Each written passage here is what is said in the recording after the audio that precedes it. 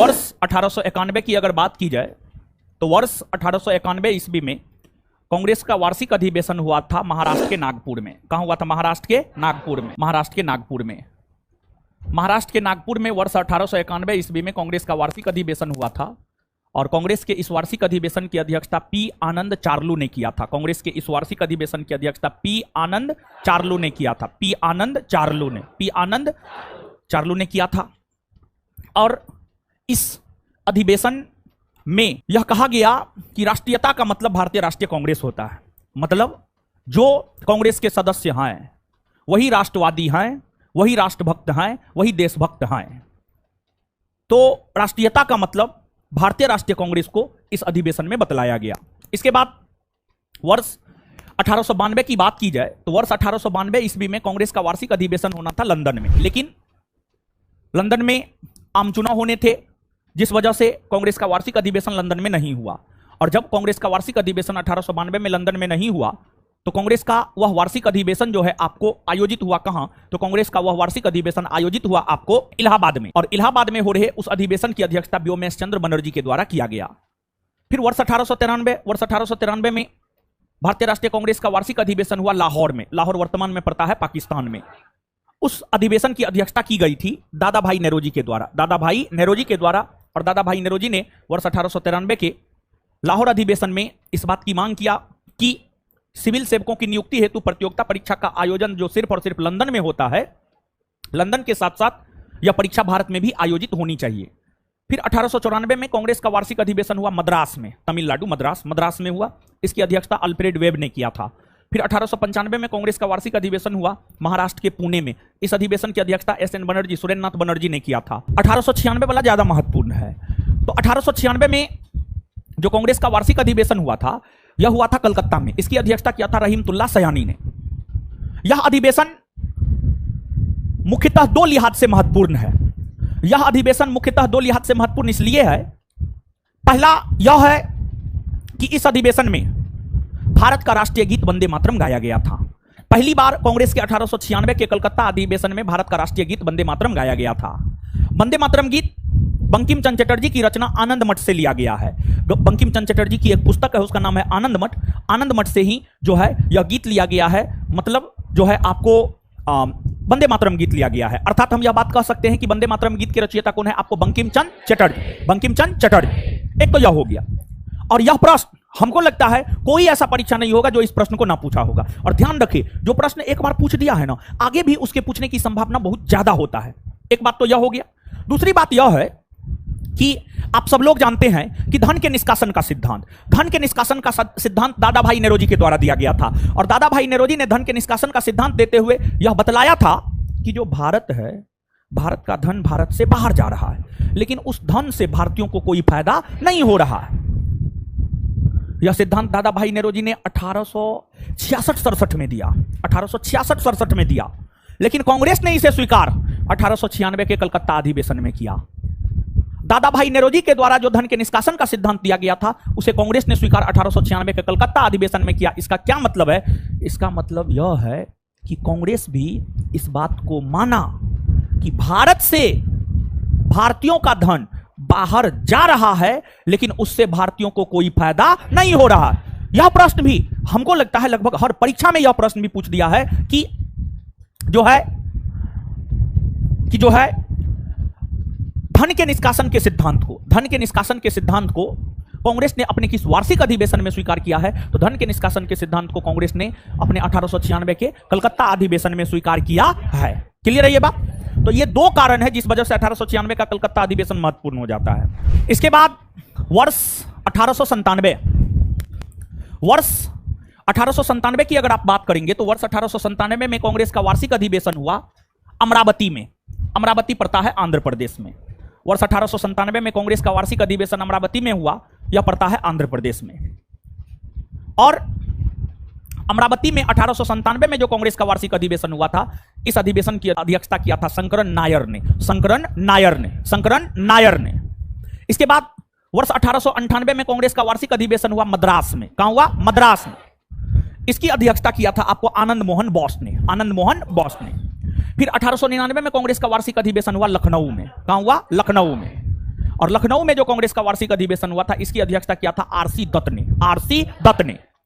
फिर आपको 1900 ईस्वी में कांग्रेस का वार्षिक अधिवेशन हुआ लाहौर में, लाहौर में।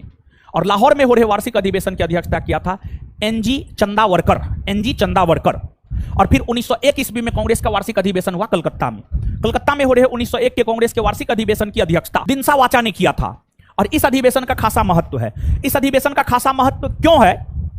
इस अधिवेशन का खासा महत्व इसलिए है क्योंकि इस अधिवेशन में 1901 के कांग्रेस के कलकत्ता अधिवेशन में महात्मा गांधी ने पहली बार भाग लिया था। इसी वजह से इस अधिवेशन का खासा महत्व है, दूसरा कोई कारण नहीं है। देखिए, आप सब लोग जानते होंगे कि महात्मा गांधी 1893 ईस्वी में दक्षिण अफ्रीका गए और पुनः 9 जनवरी 1915 को भारत वापस लौटे। तो इस अवधि के दौरान महात्मा गांधी दक्षिण अफ्रीका में रहे थे, लेकिन भारत की यात्रा पर वर्ष 1901 में महात्मा गांधी आए हुए थे। महात्मा गांधी अपने दक्षिण अफ्रीकी प्रवास के दौरान जो है 1901 ईस्वी में जब भारत की यात्रा पर आए हुए थे, तो कांग्रेस का वार्षिक अधिवेशन कोलकाता में हो रहा था। और कांग्रेस के वार्षिक अधिवेशन जो कोलकाता में आयोजित हो रहे थे, उसमें महात्मा गांधी ने पार्टिसिपेट किया था। तो महात्मा गांधी सर्वप्रथम कांग्रेस के 1901 के कलकत्ता अधिवेशन में भाग लिया है। तो हमने जो आपको 1897, 98, 99, 1900 बताया है, ये बहुत ज्यादा महत्वपूर्ण नहीं है, लेकिन 1901 के कांग्रेस का वार्षिक अधिवेशन बहुत अधिक महत्वपूर्ण है। वर्ष 1902 की अगर आप बात करेंगे तो वर्ष 1902 में कांग्रेस का वार्षिक अधिवेशन हुआ था गुजरात के अहमदाबाद में, गुजरात के अहमदाबाद में।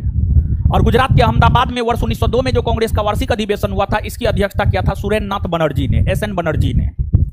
फिर वर्ष 1903 में कांग्रेस का वार्षिक अधिवेशन हुआ था मद्रास में, मद्रास जिसे आज चेन्नई कहा जाता, मद्रास में। इस अधिवेशन की अध्यक्षता किया था लालमोहन घोष ने, लालमोहन घोष ने। फिर वर्ष 1904 में कांग्रेस का वार्षिक अधिवेशन हुआ मुंबई में। मुंबई में हो रहे वार्षिक अधिवेशन की अध्यक्षता किया सर हेनरी कॉटन ने, सर हेनरी कॉटन ने। वर्ष 1904 के कांग्रेस के मुंबई के वार्षिक अधिवेशन जिसकी अध्यक्षता सर हेनरी कॉटन ने किया था, इस अधिवेशन में मोहम्मद अली जिन्ना पहली बार भाग लिए। इसी वजह से इस अधिवेशन का कुछ खासा महत्व हो जाता है। फिर वर्ष 1905 की अगर हम बात करें तो वर्ष 1905 में कांग्रेस का वार्षिक अधिवेशन हुआ उत्तर प्रदेश के बनारस में। उत्तर प्रदेश के बनारस में जो वर्ष 1905 में कांग्रेस का वार्षिक अधिवेशन हुआ था, इस वार्षिक अधिवेशन की अध्यक्षता गोपाल कृष्ण गोखले ने किया था, गोपाल कृष्ण गोखले ने किया था। और गोपाल कृष्ण गोखले को ही ब्रिटिश काल में विपक्ष के नेता का दर्जा दिया गया था। गोपाल कृष्ण गोखले को ही ब्रिटिश काल में विपक्ष के नेता का दर्जा जो है आपको दिया गया था। इसके बाद वर्ष 1906, आइएगा यहां पे, वर्ष 1906 की अगर आप बात करेंगे तो वर्ष 1906 ईस्वी में कांग्रेस का वार्षिक अधिवेशन हुआ था कोलकाता में। और कोलकाता में हो रहे वार्षिक अधिवेशन की अध्यक्षता किया था दादा भाई नेरोजी ने। और इस अधिवेशन की अध्यक्षता करते हुए दादा भाई नेरोजी ने कांग्रेस के मन से स्वराज शब्द का प्रयोग किया। पहली बार कांग्रेस के मन से स्वराज शब्द का प्रयोग दादा भाई नेरोजी ने किया। और दादा भाई नेरोजी ने वर्ष 1906 के कांग्रेस के कलकत्ता अधिवेशन में किया। अगर ऐसे आप देखेंगे तो ऐसे कांग्रेस से इतर अगर आप देखेंगे, मतलब कांग्रेस से अलग आप देखेंगे, तो आप यह पाएंगे कि स्वराज शब्द का प्रयोग पहली बार स्वामी दयानंद सरस्वती के द्वारा किया गया था। स्वामी दयानंद सरस्वती के द्वारा पहली बार किया गया था, समझ गए। और ऐसे कांग्रेस के संदर्भ में कांग्रेस के मन से स्वराज शब्द का प्रयोग पहली बार जो है आपको दादा भाई नेरोजी ने 1906 के कांग्रेस के कलकत्ता के वार्षिक अधिवेशन में किया। वर्ष 1907 में कांग्रेस का वार्षिक अधिवेशन सूरत, गुजरात के सूरत में आयोजित हुआ। वर्ष 1907 में जो कांग्रेस का वार्षिक अधिवेशन गुजरात के सूरत में आयोजित हुआ था, इसमें गरम दल वाले यह चाह रहे थे कि इस अधिवेशन की अध्यक्षता बाल गंगाधर तिलक या लाला लाजपत राय करे,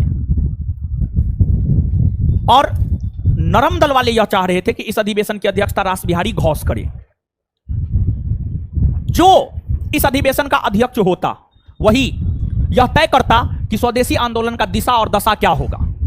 वर्ष 1905 में बंगाल का विभाजन हुआ। बंगाल विभाजन के खिलाफ स्वदेशी आंदोलन चल रहे थे। स्वदेशी आंदोलन के दिशा और दशा को कांग्रेस के अध्यक्ष ही तय करता था कि क्या दिशा और दशा होगा। तो 1907 आते आते स्वदेशी आंदोलन जो है काफी शिथिल पड़ गया था। स्वदेशी आंदोलन में एक जान फूंकने के लिए उग्रवादी, कांग्रेस के उग्रवादी नेता यह चाह रहे थे कि इस अधिवेशन की अध्यक्षता लाला लाजपत राय या बाल गंगाधर तिलक करे, जो स्वदेशी आंदोलन को एक नया रूप, एक नया स्वरूप प्रदान करे। लेकिन इस अधिवेशन का अध्यक्ष उन लोगों को बनने दिया नहीं गया। इस अधिवेशन की अध्यक्षता अंतर रासबिहारी घोष ने की, रासबिहारी घोष ने की। और इसी अधिवेशन में कांग्रेस पहली बार स्पष्ट तौर पर दो भागों में बट गया, गरम दल और नरम दल, जिसे इतिहास में सूरत फूट के नाम से जाना जाता है। तो कांग्रेस में अध्यक्ष बनने को लेकर पहली बार फूट 1907 के सूरत अधिवेशन में पड़ी थी, जिसे सूरत फूट कहा जाता है। और इस अधिवेशन की अध्यक्षता अंततः की गई थी किसके द्वारा? तो इस अधिवेशन की अध्यक्षता अंततः की गई थी आपको रासबिहारी घोष के द्वारा। एगो रास बिहारी बॉस है और एगो रास बिहारी घोष है, दोनों अलग अलग है। बॉस अलग है और घोष अलग है। बॉस क्रांतिकारी था और घोष कांग्रेस के उदारवादी थे। कांग्रेस के भीतर उदारवादी नेता थे घोष, और बॉस थे क्रांतिकारी, उसको कांग्रेस से कोई लेना देना नहीं था। इस अधिवेशन की अध्यक्षता किया था घोष ने। घोष लिख देते हैं,